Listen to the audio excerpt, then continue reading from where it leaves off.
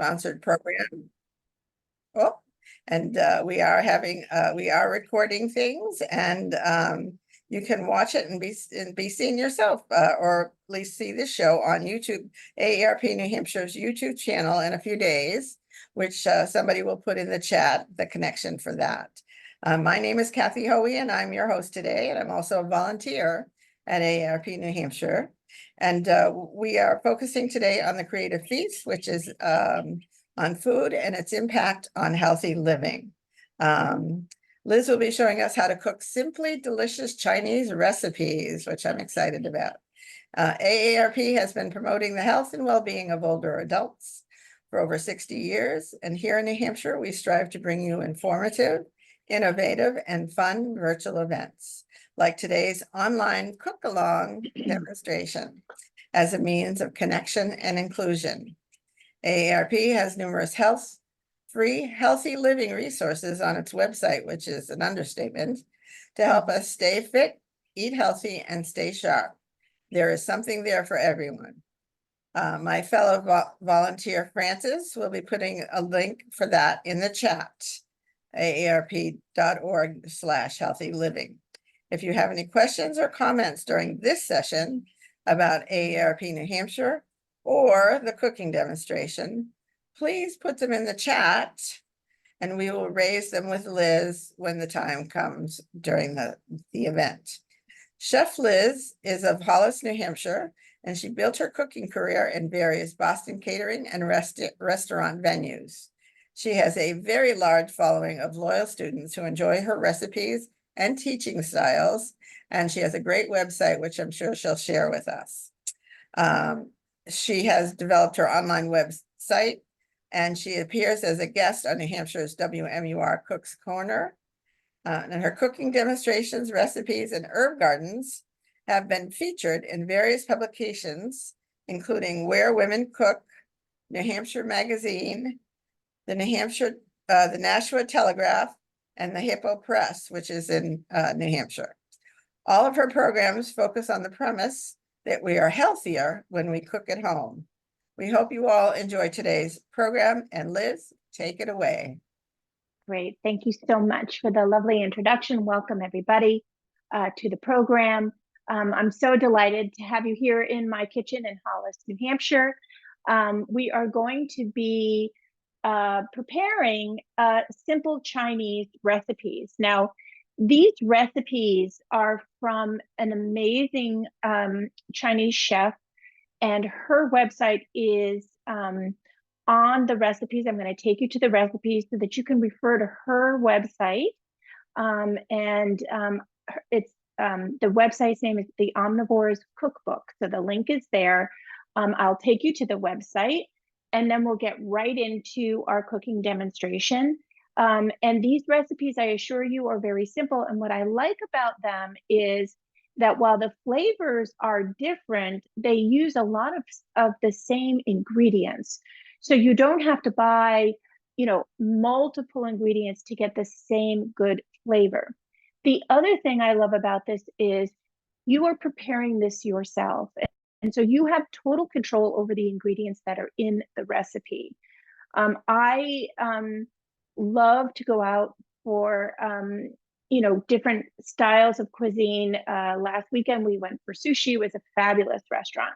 But wouldn't it be nice to know how to do this at home? And not only are you saving money, but you are preparing using ingredients that you're aware of. And so you can address any health issues that you may have. You can switch out ingredients as you want. And it's so much simpler than you expect. We're not going to use any fancy tools. I'm going to show you what to use in your own kitchen so you don't have to go buying a wok or things like that. So let's go over to my website. I'm going to share that with you so you know where you can get these recipes if you come back on a day that these are not available to you. So let's just go over to my website, which is the Creative Feast. And I have created a special section for you. So if you go over to where it says Food and Fun on the recipe blog, over here, there's a drop down and it says AARP 2024 cook along classes.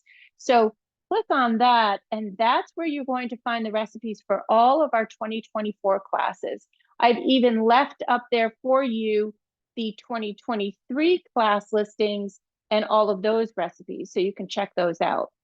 But here, if we scroll down, you're going to find for the entire year the recipes, so that they're there for your convenience, and you just click on those, and it will open up into your browser, and then you can either download the file or you can use it right off of your screen.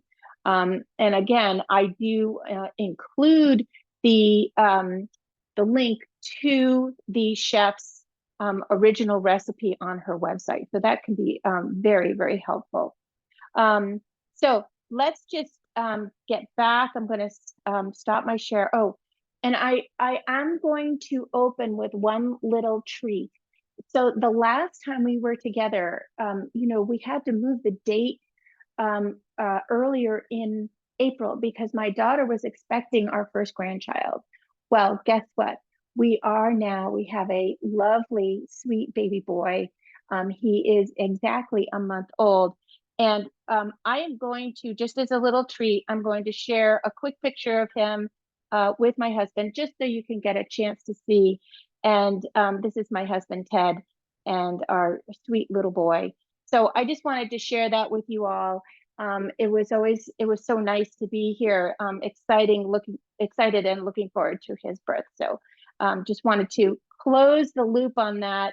And here we are back to our demonstration. So we are going to be making 2 recipes that are classic Chinese recipes that you may be buying yourself at the restaurant.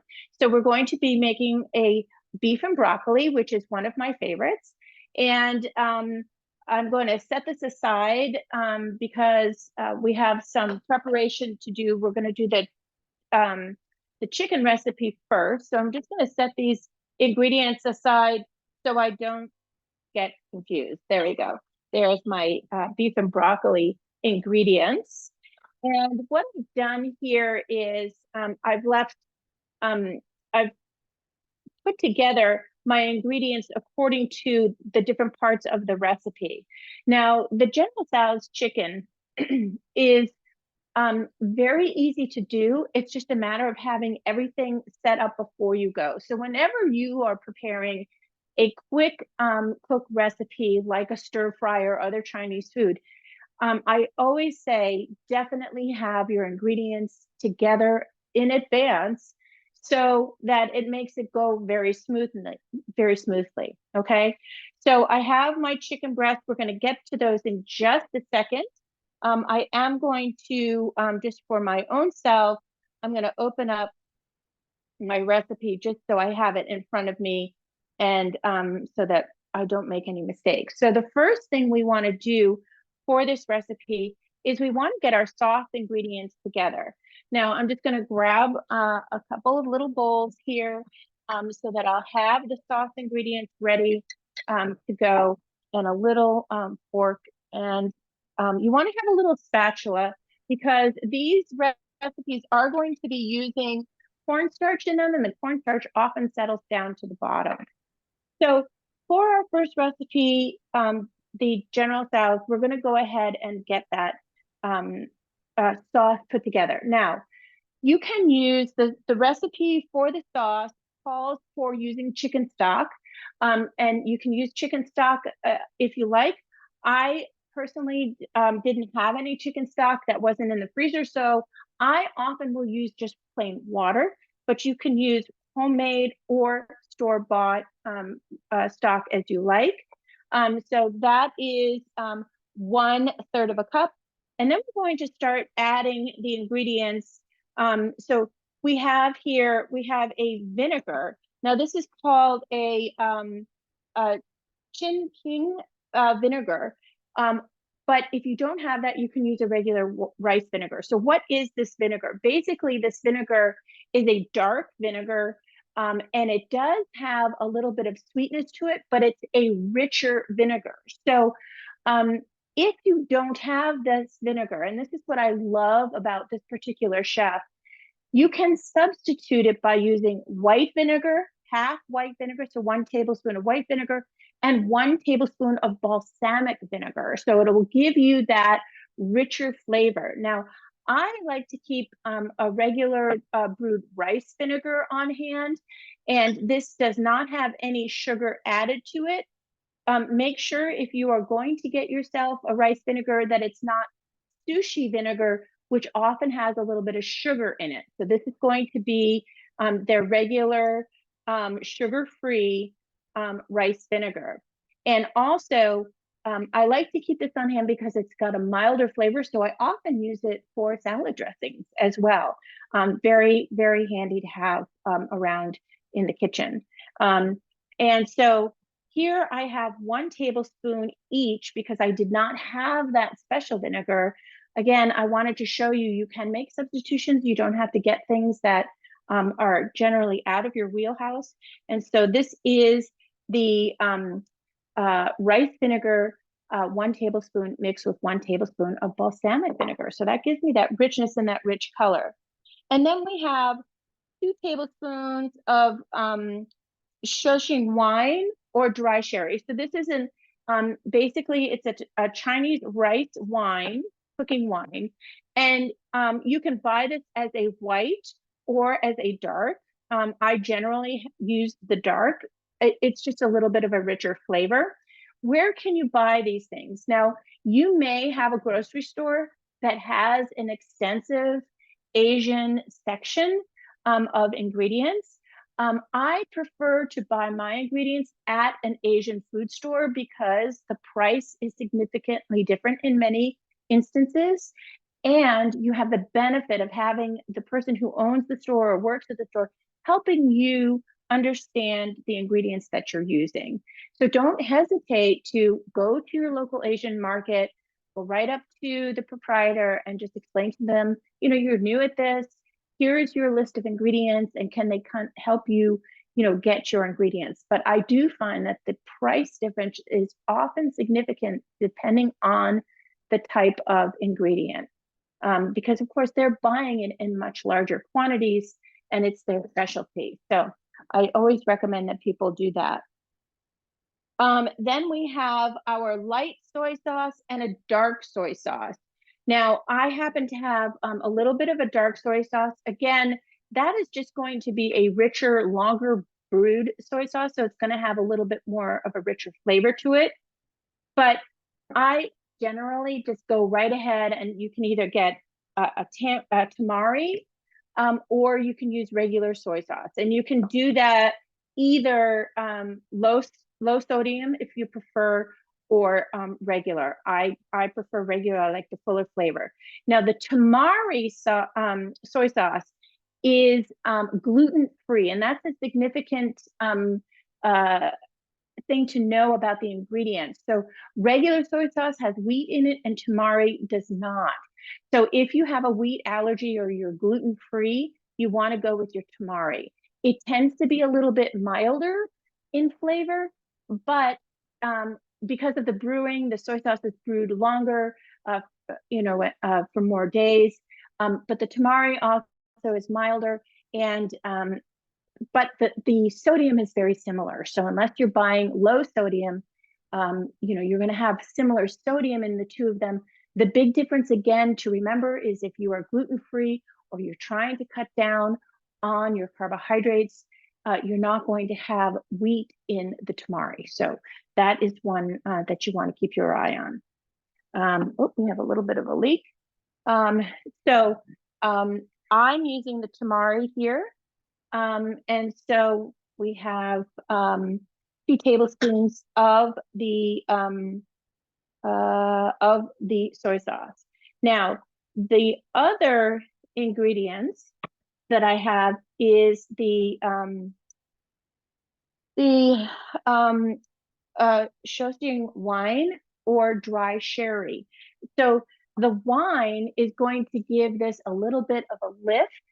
As I mentioned to you, this is the darker wine, but you can use a dry sherry that you can buy at the liquor store.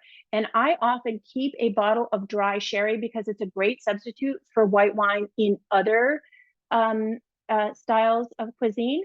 So I always have that on hand. The dry sherry tends to have, again, it's got a nice richer flavor. But as I had mentioned earlier, I keep the wine on hand. So in that's going to go. And then we have in this, we have a 1/4 cup of sugar. So this is going to, you can use regular sugar or you can use brown sugar. Brown sugar is going to give it another depth of flavor. If you want to cut back on the sugar, by all means, you can do that. I'm going to go strictly with the recipe, and I use a dark brown sugar because I like that richness, and it's going to help to add to the color as well. So it's just adding that little bit of extra molasses flavor in there. And then finally, I'm going to add my cornstarch. The cornstarch is going to be the thickener.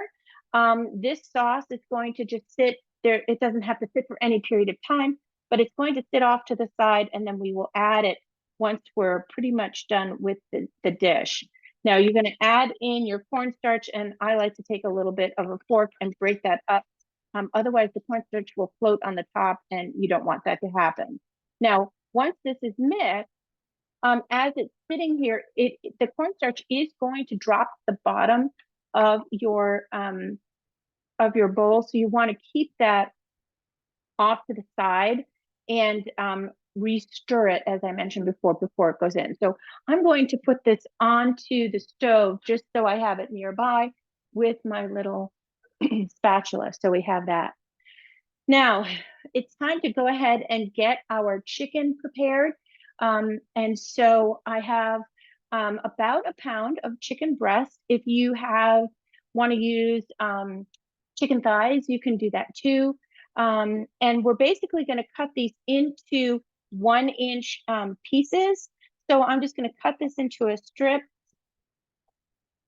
and then cross cut. Okay.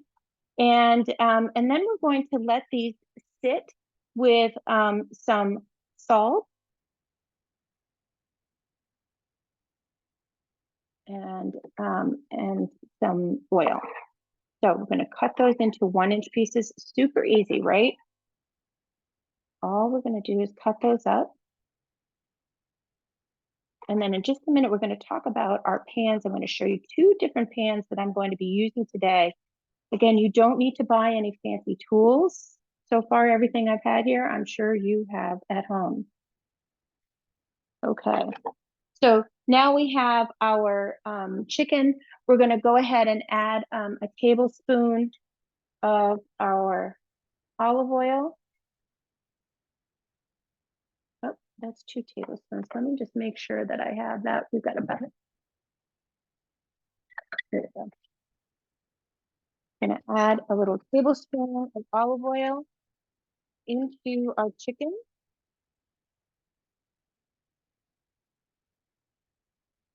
There we go. And a pinch of salt. And that's just going to give us a little bit more seasoning, and just mix that together. And then we have 1 beaten egg, and we're going to add that in and just mix that together. And we're just going to let that sit while we go ahead and get our garlic and our ginger all set. And then I'm going to be showing you how to do, whoops, throw that piece in, and how to go ahead and do a pre the pan. Okay, now we have our what they call vegetables in the recipe. It's just really our garlic and our ginger. Now, I am going to show you how to cut the ginger. I have garlic here. I've already got some ginger cut. I personally, when I am in the mood for Chinese food, I like to cut my ginger. I put it into the food processor, and then I keep it in a little jar with covered in. I usually use a light olive oil, and keep it in the refrigerator. And it lasts for a couple of weeks, and then I can keep using it for my different recipes. But basically what you want to do is we have our ginger root. Now, when you go to the grocery store, your ginger root is sold by the pound. So you can take a ginger root and you can break off a size piece that you think you'll be using and take that, up to the register and pay for it. You don't have to buy the full piece that it's part of.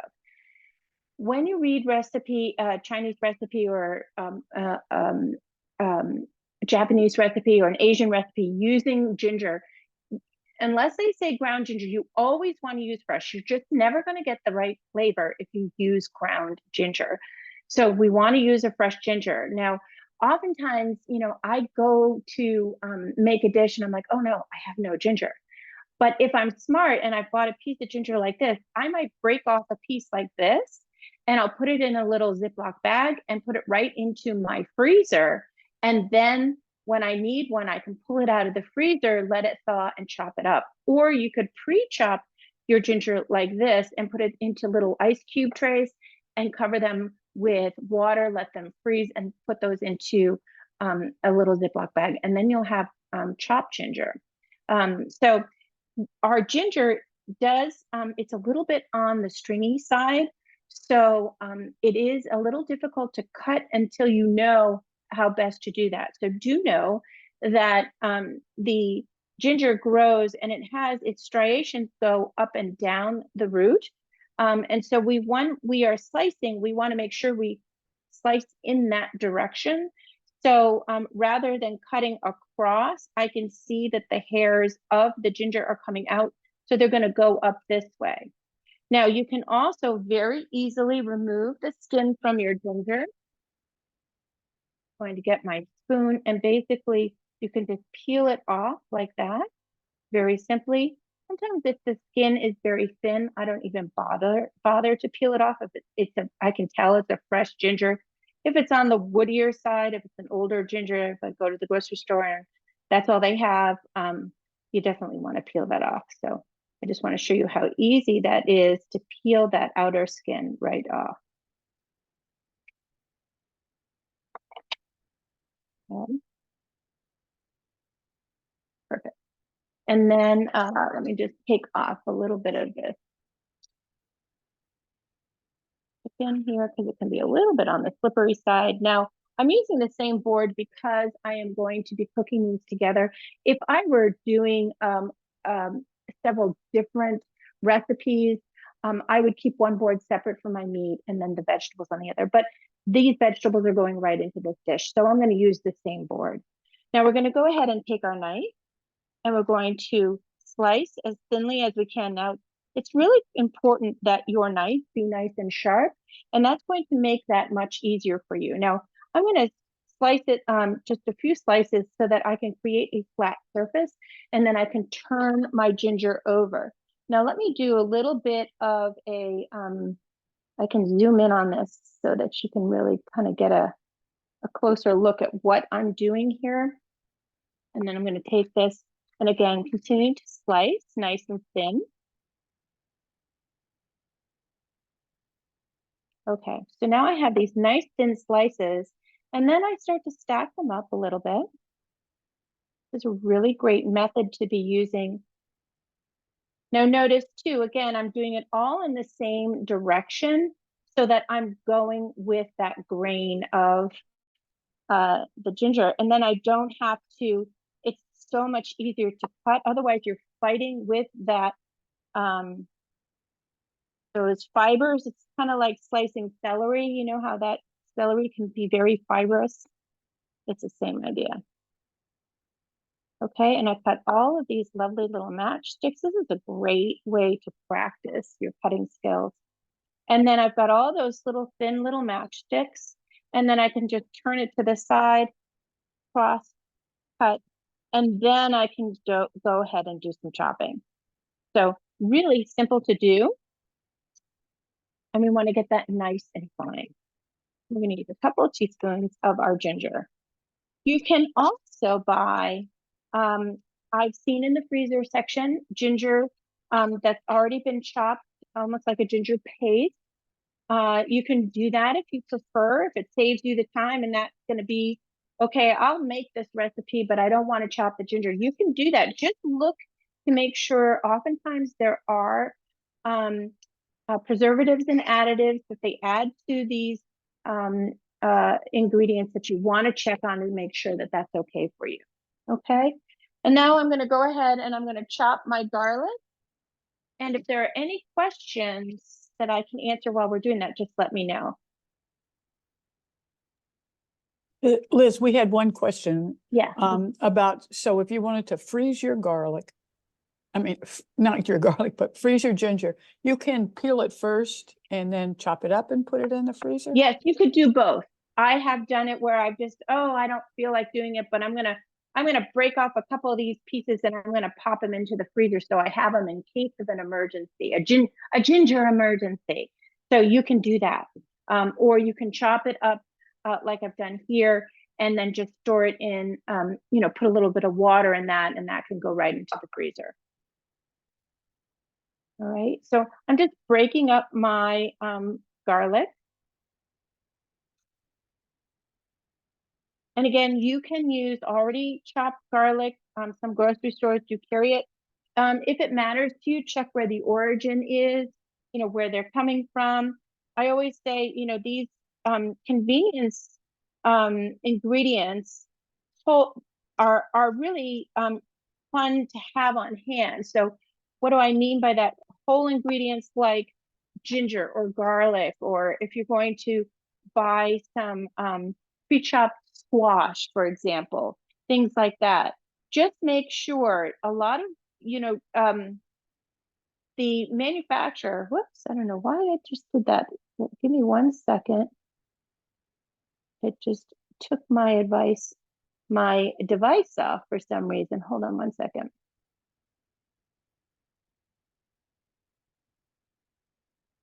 Sorry about that. Let me just see what is, hold on. Something has disconnected here. Let me check my phone. Sometimes things like this happen. So hold on 1 second. There we go. I think it just needs to be rebooted. There we go. And now let me.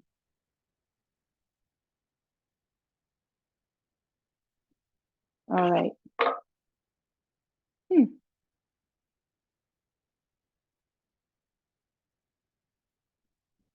It's very zoomed in for some reason. I'm not sure why it's doing that, but maybe it will reset. Okay, so we're going to go ahead and chop this up really fine. Yeah, so if you're using, say, for example, you know how they have the noodles, right? They're noodles that have been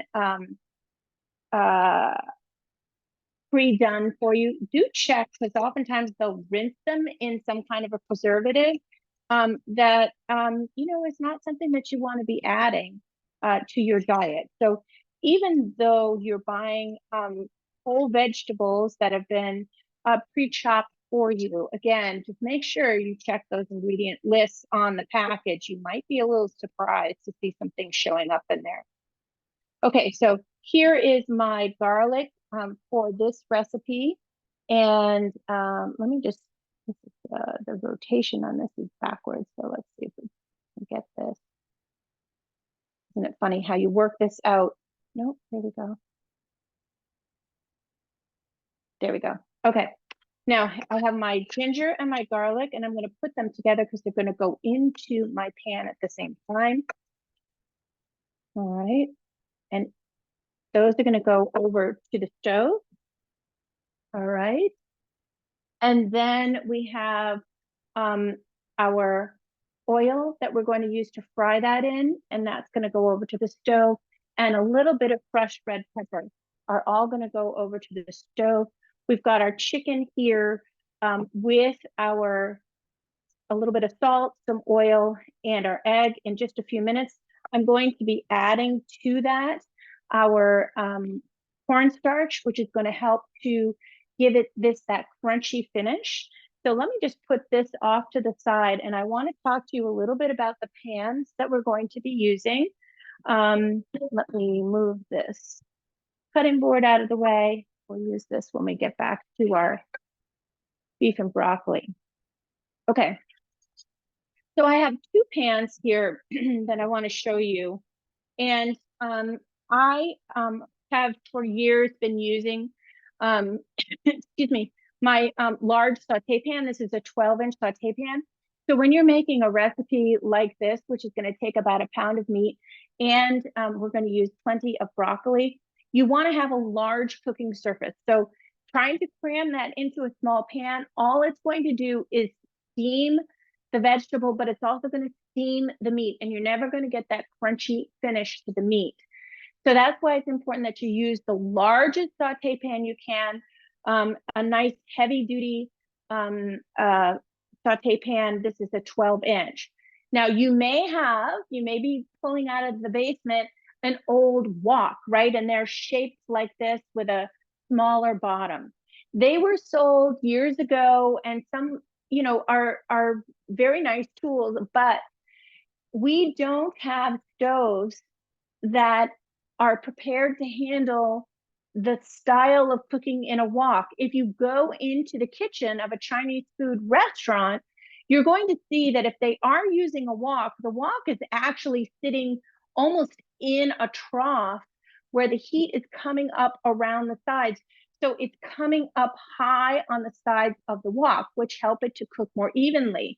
If you're cooking on the stove, the heat from your stove is only coming up to the bottom, and then the residual heat will build up on the sides. It would take a lot of time and for the sides to get hot enough, and they're always going to stay cooler because they're up in the air. So that's why you're better off just going back to a really good flat bottomed 12-inch saute pan if you have that. If you only have a 10-inch, then cook your recipe in batches. You never want to overfill a pan when you're doing Chinese cooking, because it won't allow that crispy finish and to happen to the meat and the vegetables. Okay, so for the recipe that I'm going to do now for the General Tso's, I'm going to be using my stainless steel pan so you can see how simple it is to use. And I'm going to talk to you a little bit about my steel pan. Now, this again was at the recommendation of the chef from the Omnivores cookbook that we're getting our recipe. So if you're interested in this pan, just put in the search bar on her website, steel pan, and she gives you her recommendations, and she also shows you how to season it. So while you may say, oh, look at that, it's kind of dirty. No, this is a seasoned pan. It came to me, it was the same color as the stainless steel pan that you see on my stove. But through seasoning in her guidance, I learned how to season this so it should keep food from sticking to the bottom. So the other thing I warn you is this one is very heavy. So for me, when I lift it off, it is a two-handled pan. So if you are struggling with your wrists or you don't want to lift heavy pans, just stick with your good old stainless steel pan. You're going to be just fine. You don't have to go out and buy this.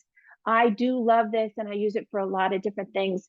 Plus, it's just another nice large pan to have. So I just wanted to share that with you, and we'll use this for our beef and broccoli. Okay. All right. So do we have any other questions? Not at this time. Okay, great.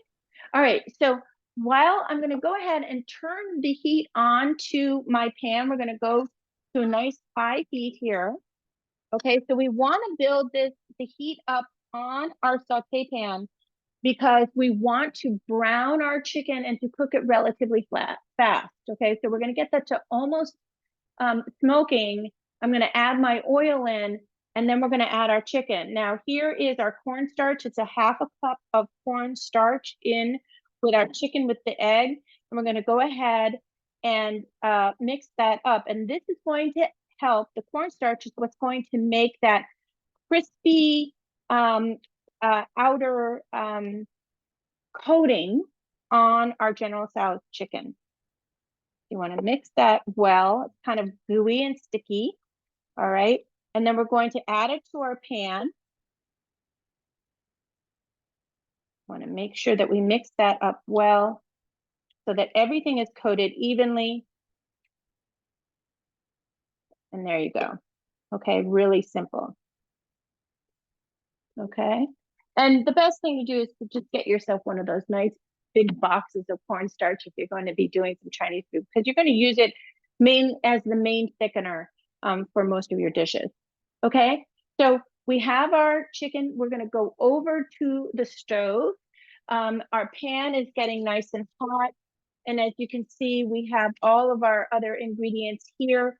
Now, the General Tso's chicken does have a nice spicy heat to it.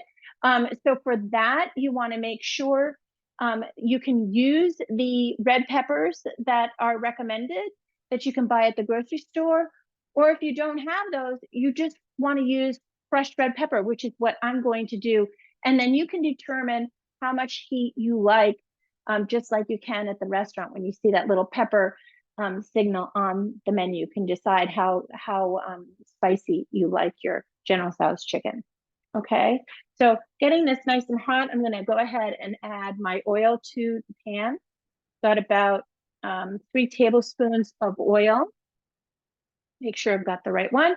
And we're going to let that heat up till it's pretty much smoking. And then we're going to add our chicken. You do want to have tongs with you because those are going to turn them over. I also like to have a spatula just in case I'm doing more than one at a time. It kind of helps move that along. And then we have all of our other ingredients ready. This is not a recipe that has vegetables along with it. It's just the General Tso's chicken. So we've got that. And we're just going to make sure, again, we're looking for that smoke point, which we are. I'm going to turn on my fan just to help draw that up. Now, I'm going to go ahead and add our chicken in one layer. As I mentioned to you, one layer. Now, while I'm doing that, I want to talk to you a little bit about putting the fan on your stove when you're cooking high heat like this. So I should have put my fan on about 5 minutes ago so that it creates a draw of the smoke from my pan. But it's not just the smoke that is removing, it's the oils. Okay, so these oils are spattering. Okay, and I'm just separating my chicken here. With the oils are spattering, that fan is going to bring that oil, those spatters up into your filter and keep it away from your walls, keep it away from your ceiling. It's really important. And so I always tell people, do it about, turn the fan on about 5 minutes before, all right, so that it has a chance to circulate so that when you put your food on the stove, it's going to go right up and it's not going to linger around. I'm just going to pop these on the side. Again, you could certainly do this in 2 batches. We're going to do 1 here.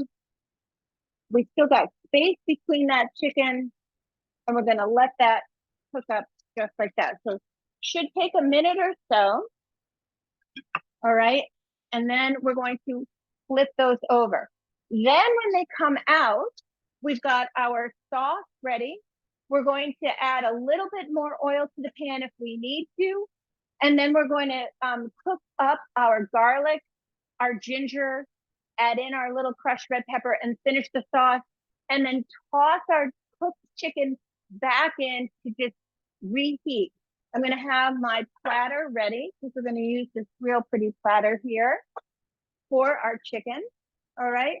And they should take about 2 to 3 minutes. It doesn't take long for side. You can also check it and see if I turn that over, has it begun to brown? And yes, it has. So you can turn them over as they begin to brown. Separate them if you need to. There we go. Beautifully browned. Perfect. really fast. You see how quickly this is happening, right? Especially because I'm cutting my chicken pieces small. They don't take long to cook.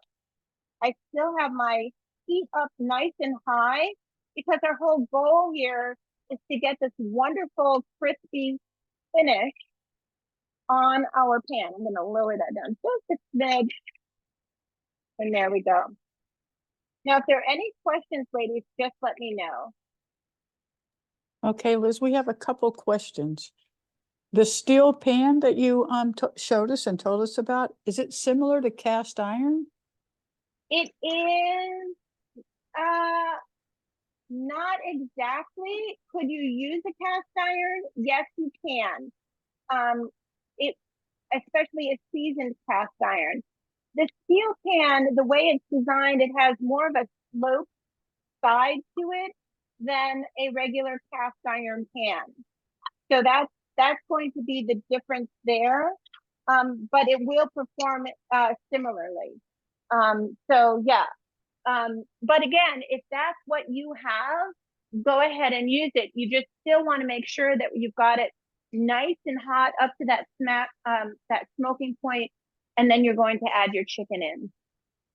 And one other question. Yeah. We know that you said in your recipe you can use peanut oil or olive oil. They just want to know which one you're using. Okay. So I actually I went to buy peanut oil because I ran out. And my grocery store, oddly enough, did not have an organic peanut oil. Now, peanut oils, these are nut oils. You want to be very cautious of, especially how they're manufactured, because they can be inflammatory. So I try to get an organic peanut oil. And oddly enough, my grocery store didn't have it. So instead, I am using an olive oil. Olive oils do have a higher smoke point than we realize. But you could also use a nice coconut oil if you would prefer to use that. The peanut oil is traditionally what is used. And then I will say that oftentimes at a Chinese food restaurant, they may be reusing oils. So you want to be careful that if they're dropping this into a fryolator, and I'm not sure that they would do that, but you want to be careful because that oil is being used over and over and over again. You don't ever want to eat anything that is cooked in a fryolator because that is the most inflammatory.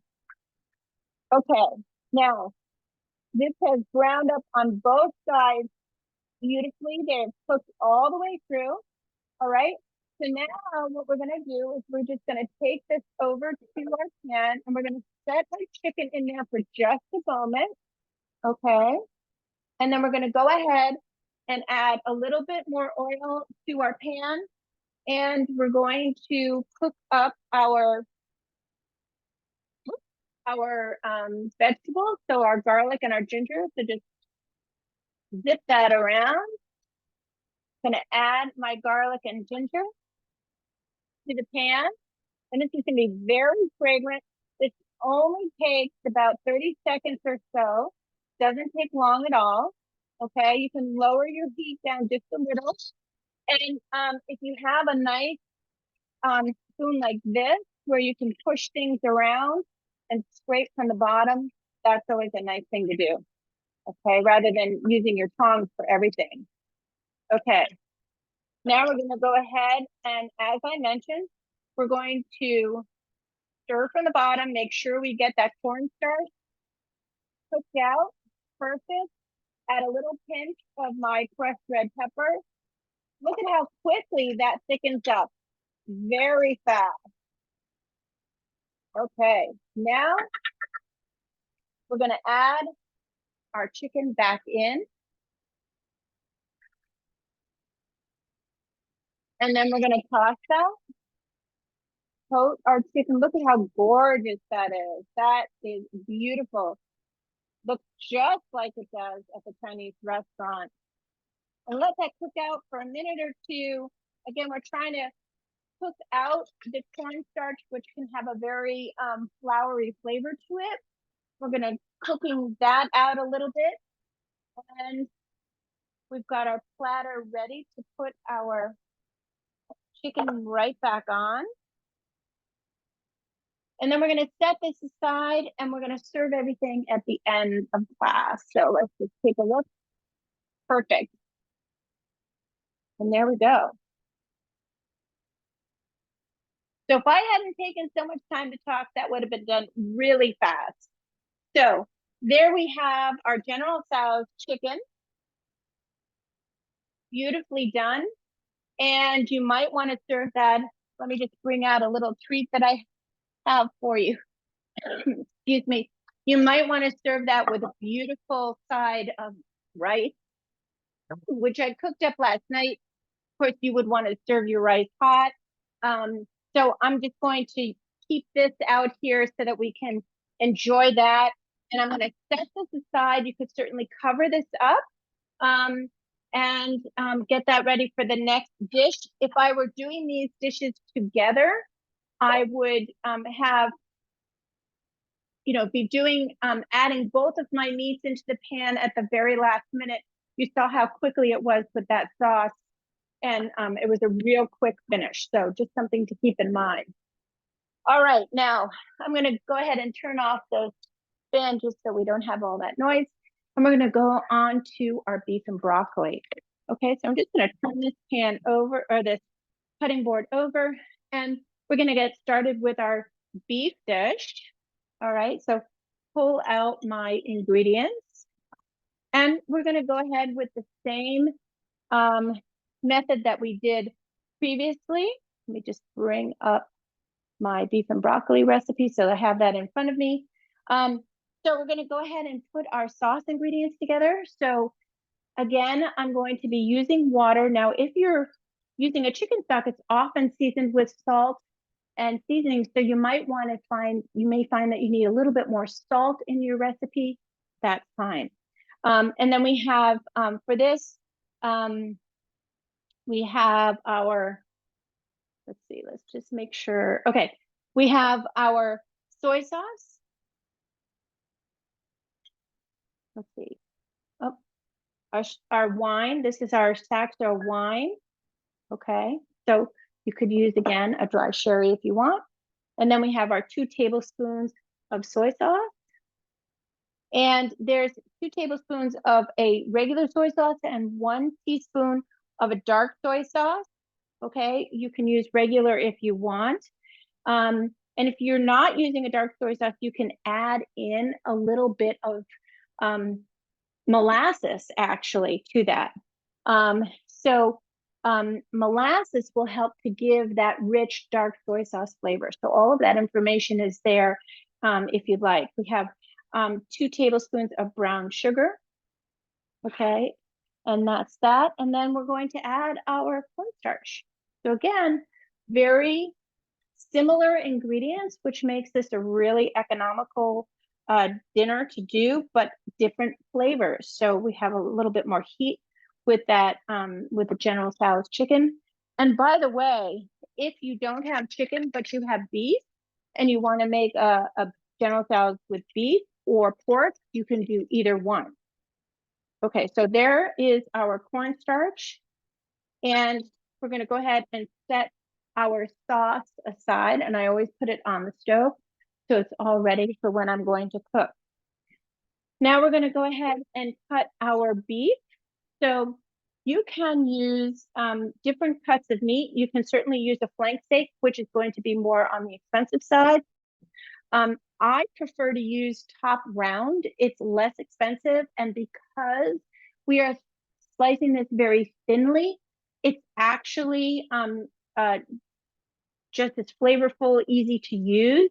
What I do love about this recipe is that the chef, what she did was she explained if you're using a less expensive, cheaper cut of meat like the top round, she suggested that when it is sitting kind of marinating, that you add a little bit of baking soda to that. And so that's exactly what I'm doing. And I just saw that little tip in one of the food blogs that I follow. I think it was the New York Times, suggested that if you're doing a stir fry or something like that with a cheaper cut of meat, to add a little bit of baking soda to it that really helps to take the toughness out. Okay, so now we're going to cut this against the grain. So the grain of the meat is running this way. So we're going to cut it across this way, and that will help to keep these slices together. And we're going to cut these into very thin strips, about 1/4 of an inch. So while I'm doing that, do we have any questions?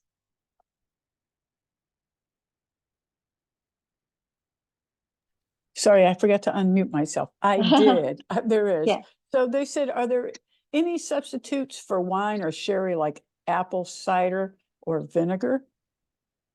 Well, it's going to have a very different flavor. So a vinegar is going to have much more of an acidic flavor to it.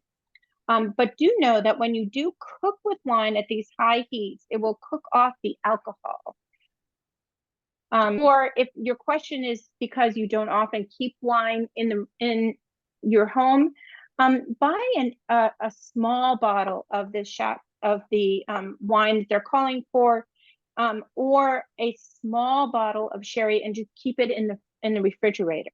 You could also use a little bit of a dry white wine if that's all you had. Okay. And someone had a question about the cube ginger or garlic that you can get. Is that like a teaspoon for each cube when you? That I don't know. It would depend on the size that you're buying, and I would assume that on the packaging it would let you know what that is. So I would check on the packaging. All right, thank you. That's it for right now, I think. Okay, all right. All right, thank you. Yep. And again, using this cheaper cut of meat, the flavor is there. It's just that it's tougher because of the way the fat runs in it, but we're cutting across the fat, and then we're cutting these very thin slices, very thin.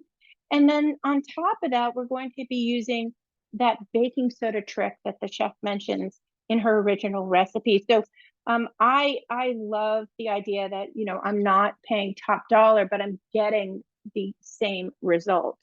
All right, so in this, we're going to add in a little bit of our soy sauce. So this is a little bit of flavoring, so about a tablespoon of soy sauce. We're going to add a little bit of olive oil or peanut oil, okay, a tablespoon of that. And then we're going to add this is our cornstarch, okay, and this is going to help give that beef a little bit of the crunchy finish. And this is that little bit of baking soda that is we're using to help give us to tenderize the meat a little bit. All right, and there we have that. And then the last thing we're going to do is we have our broccoli to attend to, and of course I'm going to chop our garlic one more time using a little tool that I like. So this I'm going to set aside. This is going to go over to the stove for us. And I'm just going to wash my hands. And then we'll go ahead and pull our broccoli out. Now, it calls for a head of broccoli. It all depends. I wish, there was a poundage, but it's about a half a pound or so. I did want to point out to you, when you are buying broccoli, if you don't have it in your own garden, or your garden, your local farm stands aren't yet producing their own broccoli. When you're buying grocery store broccoli, do look at the bottom here. If this is cracked and there's a hole, that tells you it's been drying out, and so that broccoli is a little bit on the tired old side. The other thing is look through the broccoli, pull it open. Let me do a little bit of a close up here because I want to show you this. It frustrates me, especially if I go to I have one Chinese restaurant that we used to go to near our home, and I would always get broccoli that was a little yellow around the edges. That is old broccoli. So if you pull your broccoli aside, you should see it should be a dark green to a light green, not a dark green to a yellow. Okay, so do pull your heads apart. They should be super tight. And then again, make sure that the bottom is solid. It doesn't have a hole in it. And I always do cut off that bottom piece just so I have a new fresh cut, wash this obviously. and you're going to be all set. Okay. So let's take a look now. We're going to chop this up into bite-sized pieces. So I do nice thin pieces. I cut all the way through. And I'm going to use all this. You're not going to get rid of that. That I'm going to use. You could cut these smaller if you want. I just leave them as they are. And then the florets start to fall apart. So we're going to chop this up and cut that in half. And we're cutting them into bite-sized pieces because we are going to steam this broccoli first. And this steaming is just a wonderful little technique here that's going to help you keep this nice and bright and green. So chop that up. Now, you might think, oh, I'll just buy frozen broccoli. Nope, it's not going to be the same. So in a stir fry, you always want to use fresh. All right. And if you wanted to, I have, sometimes I've had some red pepper. I like to use that. So I might just add a sliced red pepper to this after I've steamed the broccoli, and after the meat is cooked. And then you can add that in real quick with your other, with the garlic and the ginger. And that will kind of take the sharp edge off and soften the red pepper a little bit. But it'll stay nice and bright colored. So you can add that in if you prefer. Okay. All right, so now we have our broccoli all set. And I'm just going to put that on there to make it nice and easy for me to take this over to the stove when the time comes. All right. And then we're going to go ahead. I'm going to chop up my garlic. I'm going to show you one of my favorite little gadgets for that. So oops, get this off the edge. And now we take our fresh cloves and we're going to get that skin off. So give it a good whack.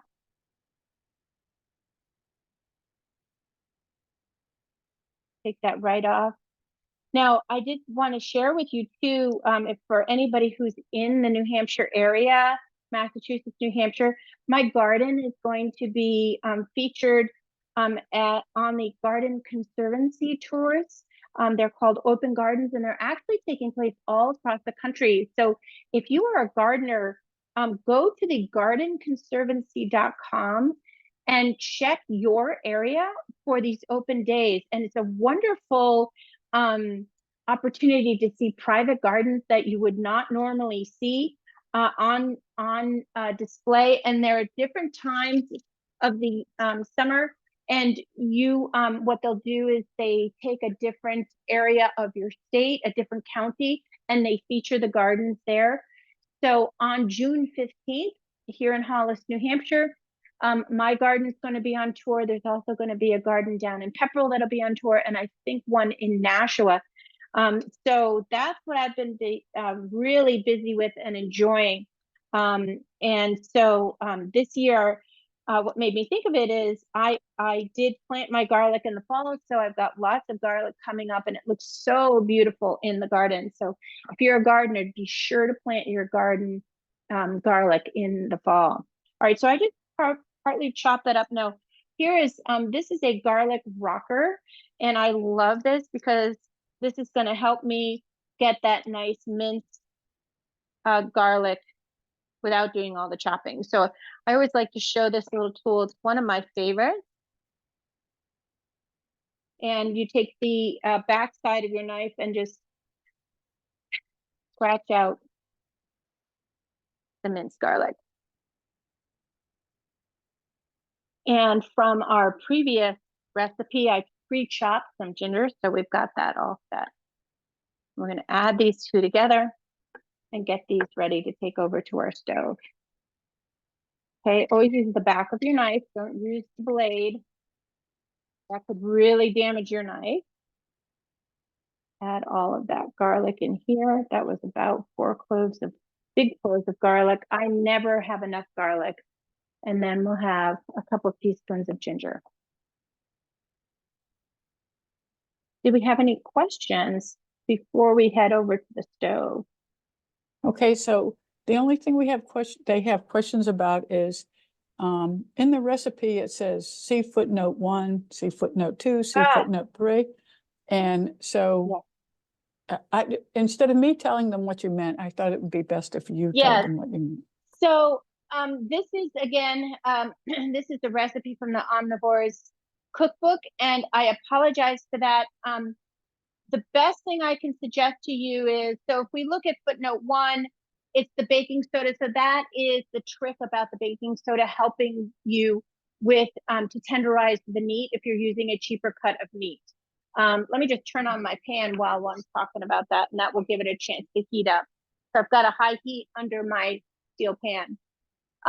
Footnote number 2 talks about the dark soy sauce. Now this is all on her website. So as I mentioned, if you don't have a dark soy sauce, this is the dark soy sauce that I have. The reason that, what makes it the dark soy sauce is it actually brews for longer and it has a more intense flavor. You can add a little bit of molasses, about a teaspoon of molasses to your soy sauce, and that will give it that richness if you would like. And then footnote number 3 is the peanut oil versus vegetable oil. You can use either one. Again, I don't ever use vegetable oil.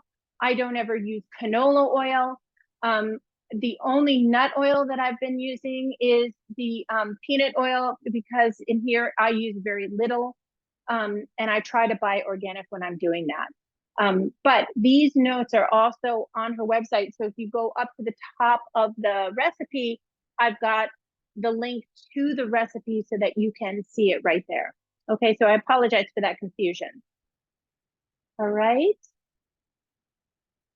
Were And there we any had more? Yep. No, but we have one other person that said they're actually going to go visit some gardens. So, Oh, good, good. Yeah, the gardens are absolutely beautiful. And what I love about them is they're so different. Now, last season, my husband and I went to a garden, and it was just a huge, it was a house on an open field. And I had never really experienced the kind of vista that this garden was. They had a garden by the house, but the whole beauty of it was that this was this open field, and then there was the story about the landscape of the field. So you're going to find many different types of gardens. My gardens you can go visit. Why don't I just take you, I'm going to share my website with you one more time so you can see my gardens on your own. So I'm just going to share my screen, and we'll go to my website. And if you go to where it says about Liz, down here are my edible gardens, and you click on that, and then this is my house. So I'm on 1/3 of an acre in the historic village of Hollis, and my gardens are edible gardens. So they change every year, so you're going to see all different kinds of beautiful pictures. I have not yet loaded up my new gardens, but I did, I created a lot of new gardens this year, and I'm doing some really special things, including a shade garden that I've been thinking about doing for about 20 years, and then I actually pulled it off. So, okay. So now we're going to go ahead, and we've got a nice hot pan here. We're going to use a little bit of olive oil. Get that. Oh, I'm sorry. First thing first, we're going to steam our broccoli. So we want about 1/4 cup of water and our broccoli. And I'm going to add the broccoli in, add the water, and cover that up. And that is going to steam for just a few minutes. All right. And let that steam up. That's a nice hot pan. So you want to be aware of that. Let me just move these off into the sink and clean this off. So yeah, if you go and check out my gardens, you'll see all the different little, like to have little pocket gardens. And by the way, if you are a New Hampshire resident or Massachusetts and you want to see some amazing pocket gardens, the Portsmouth Pocket Garden Tour is, I think it's June 23rd. Got to buy tickets. Absolutely, you need to go see that. It's an amazing garden tour for local people. Okay. Okay. Now we're just gonna go and I'm gonna give this a quick peek.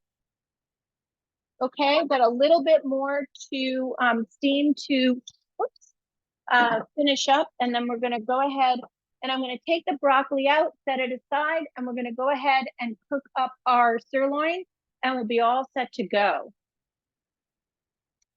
All right. Let's take a look at that. Beautiful. Look at how gorgeous that broccoli is. Bright, bright green. Okay.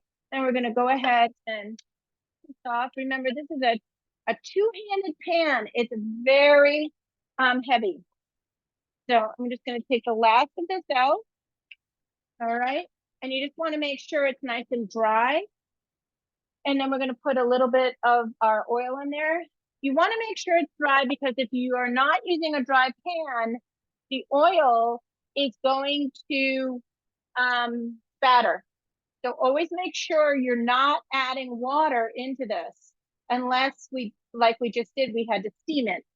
That was the correct thing to do there, but we covered it. And now we just made sure that all of that steam was cooked off and all that extra water was out. Because that spatter from a really hot pan, it can seriously burn you and it can start a fire on your stove. If you should have a fire, first of all, your fan is going to help you to prevent that. But if you should have a fire, take a bunch of salt and pour it on top, and that will smother the fire. So you want to just make sure you find that and put that out. Don't run it under the sink because that will then get even worse. So keep water away from hot oil. It's a good lesson to know. All right. Now I'm just swirling this around the pan. We've got it nice and hot. We want to make sure that it's practically smoking there. And I think we've got that going. We're going to go ahead and add our beef. Make sure we toss that, add our beef in. Again, you want to try to do that in one layer. And do we have any questions while I'm getting this beef in the pan? They wanted to know the name of the garden tour again. So the website is called the Garden Conservancy. And you will see it's all over the country. You have to put in your area or the date that you're interested in going. So many different ways you can look for it. It's not an expensive tour to take. And it will give you a really good idea of the different gardens in your area. And somebody asked about avocado oil. So they said it has a high Yes. smoke point. Yes, as long as your oil can take a high heat, you can use that. Avocado oil is a really nice alternative to seed oil. So I do recommend that as well. All right, now here's the thing, you got to leave that. If you start moving it too early, you're not going to get that crisp finish and it's going to stick to the bottom of the pan. Okay, so we have just a few more minutes here. We're going to let that go. I did want to show you one more thing. Now, if you are somebody who does not want to invest in the carbohydrates that rice has, because rice is very high in carbohydrates, you can use this. This is shirataki noodles, and they're tofu noodles, and you can find this in the grocery store. So in the refrigerated section of the Asian food section. So this is the shirataki noodles, okay? So you can use those. You want to take them they come in a package with water in them. And you want to take them out, rinse them multiple times and let them drain because there's a lot of water in these. And you don't want to eat the whole package yourself. Just to have about, a quarter cup or so with your vegetables, with your meat, and that would be a nice substitute for you for rice. All right, so this is nice and brown. So go ahead and flip those over. So this is where having that spatula comes in super handy. You can see how beautifully browned they are. That's what you're looking for. And then just go back through with your tongs and turn these over. We want these to cook so that there still is some red in the middle. You don't want to overcook this. So really this is, you know, just a couple of minutes on each side. Again, because they're sliced so thin, like the chicken, they're going to cook up pretty quickly. And that wonderful caramelization of that, you know, that dark, crispy meat is going to be really help add wonderful flavor to your dish. All right, I'm just turning these over because I want as many of these to get beautifully browned as possible.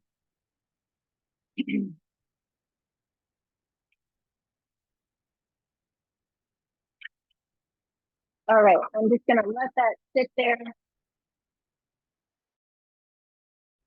So we have our rice, we have our shirataki noodles, and gonna go ahead and let's see, bring out the last of our dish. We're gonna get ready for adding this, the flavor back into this.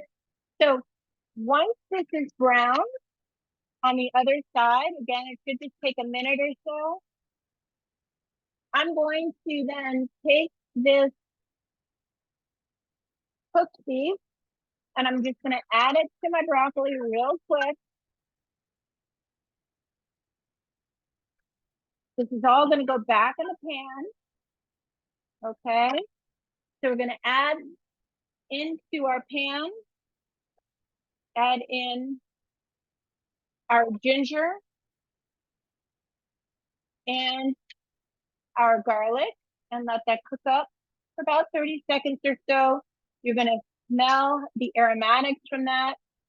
Really nice. Oh, I can smell that ginger. It smells wonderful. And then stir my sauce from the bottom. Okay, you want to make sure that you get that cornstarch back in, and then look at how that is going to thicken up. Scrape all the yummy stuff from the bottom.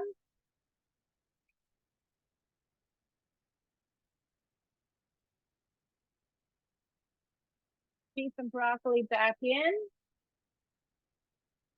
And then just toss this together. You're going to coat that with your sauce. Perfect, look at that.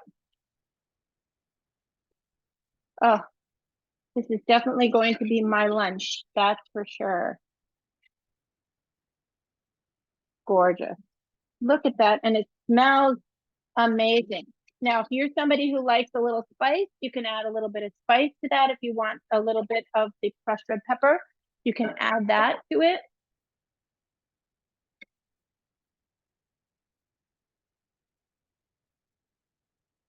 Oh, listen to it sizzle as it comes off the pan, all the way up the side.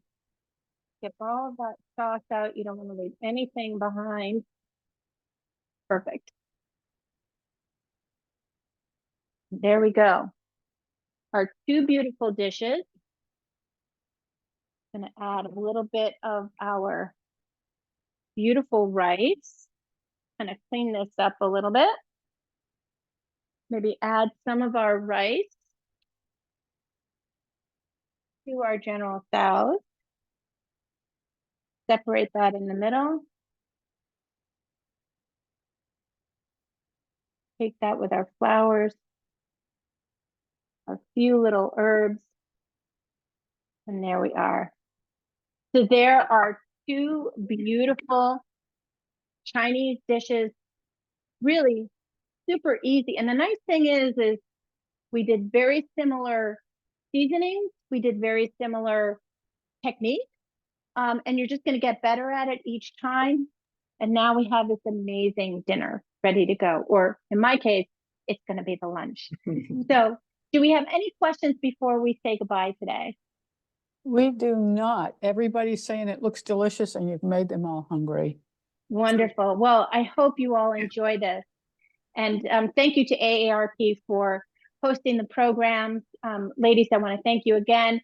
And I'm going to say goodbye to everybody. We will see you next month. We have another great cooking demonstration ready for you, and I'll look forward to that. Okay. Thank you, Liz, for showing us all these great recipes, and they look really, really delicious. Today's Cook Along demonstration is one of the many upcoming virtual events offered through New Hampshire AARP. And to learn all about them or any in-person events, please contact us at www.aarp.org/New Hampshire. Also, if you're interested in doing any volunteering with us. Our next virtual cook-along demonstration that Liz mentioned is on June 18th at 2 p.m. And Liz will demonstrate a summer solstice menu, which I believe is already on her website, the recipes. So the registration for this cook-along demonstration is on the AARP New Hampshire website and on the AARP New Hampshire Facebook page. Thanks for joining us and have a wonderful rest of the day. It is glorious everywhere. Thanks, Liz. Thank you, everybody. Have a great day.